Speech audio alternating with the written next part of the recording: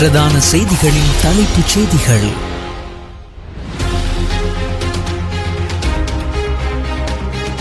உணர்வுபூர்வமான தகவல்களை ஊடகங்களில் வெளியிடும் போது சிந்தித்து செயல்படுமாறு போலீஸ் ஊடக பேச்சாளர் தெரிவிப்பு.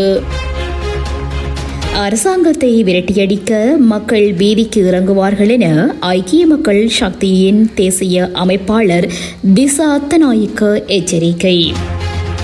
நாடு முழுவதும் ஆன்லைனூடாக போக்குவரத்து அபராதம் நேரடியாக செலுத்தும் வசதி எதிர்வரும் செப்டம்பர் மாதம் முதல் அமுல். மக்களின் உயிரை பாதுகாத்துக் கொள்ள முடியாத சூழ்நிலை உருவாகியுள்ளது என எதிர்க்கட்சித் தலைவர் சஜித் பிரேமதாச தெரிவிப்பு. எந்த நிபந்தனையுமின்றி அதிமுகவில் இணைய நான் தயார், OPS தெரிவிப்பு.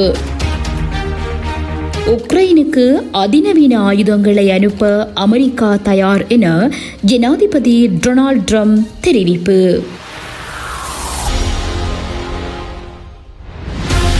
பிரதான செய்திகளின் தலைப்புச் செய்திகள் வழங்கியது. இறுதி யாத்திரைக்கு அவசரப்பட வேண்டாம். சட்டவிரோதமாக படகு மூலம் ஆஸ்திரேலியா செல்வதற்கு எவ்வித வாய்ப்பும் இல்லை.